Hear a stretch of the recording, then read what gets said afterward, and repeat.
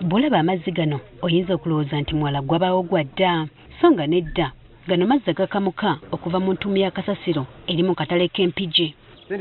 Gano gakulukuta ne gatambulira ddala okuyita mu bifo eby'enjawulo omuli ne tonninyira awafumbirwa emmere etundibwa eri abantu, era nga wano bw'otuukawo amazzi gabula kutuuzibwamu seffuliya. Obuugi wenfumbira caayi naye mutekisa ennaku zino mukubira n'ensimu lulimbadde nga mukubira najja n'antaasa ekizibu kyange. Kati nze gwe neegayirira gwe mmanya ajja tuyambe lengera wamayi kasasiro wakulukuta. Bakasema abajja bebagenda tetukyakola tusikirano nga tunyumidde buyimirizi. Tetukyakola wadde n'akamu. Kuli mu kasasiro mungi ennyo akulukuta bw'ati.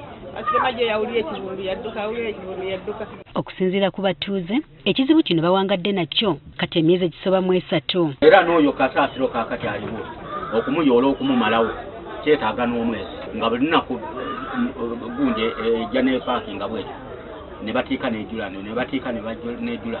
Kasasiro atuuse okwetuuma n'avaamu n'amazzi amacaafu agakulukutira wammanga wali we tuliira emmere.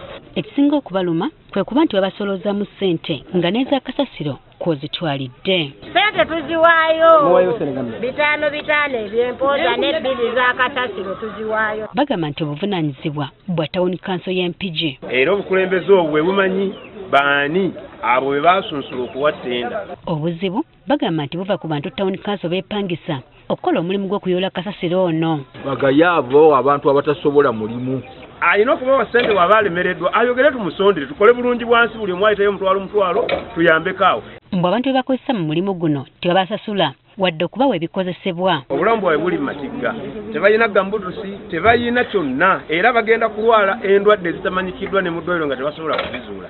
Ekyokubiri basajja batu bakola naaweza omwezi 2 nga tafunye ka ssente yadde. Ssente zifuluma eri oliziwa batenda bo ne babuuka nazo tebatusasula. Naye naffe tulina obulamu nga tebatuwadde bikozesebwa, butusi tewali, masiki tewali, okubakwatamu na ngalo. Kati bano bweraliikirivu bwabwe kwe kuba nti boolekedde okulwala endwadde enkambwe eziva ku bukyafu. Emmere eva eno, amazzi gava eno, obutunda buva eno, abantu bali emmere nga baliira mu kasita tulaba naye ekivundu kyetuliko kyetuyingidde n'emitima tugenda kati kufuna katungulu kimu okukyejjamu. Amazzi gonna gava gonna gatuukira mu byakulya bya enswera ne zituuka enswera obulwadde obuli awo. Okusinziira ku bakulembeze, ekitongole kyaweebwa eddimu ly'okuŋŋaanya kasasiro ono kontrakiti yakyo yaggwako dda ate nga ne ssente ezisolozebwa tezikyamala bw'ogeraageranya ku kasasiro akuŋŋaanyizibwa. Kati bano bo obuzibu babutadde ku gavumenti. Nti waliwo kampuni ey'abakyala eya Camufarm era ekola paka mu Desemba 2024 kontrakiti bwe yaggwako kampuni n'egenda n'omukyala n'agenda ne bidda mu mikono gya tawuni kanso naddala mu ofiisi ey'abasawo. Naye nabo saagala kubanenya ekizibu kiri ku gavumenti ti ssente zigenda ku musolo mu IRAS tezikomawo. 12 ssente ntono nnyo kuyoola kasasiro tezikyasobola. So mu mbeera bwetyo tusaba gavumenti tezikomyewo tukolera abantu.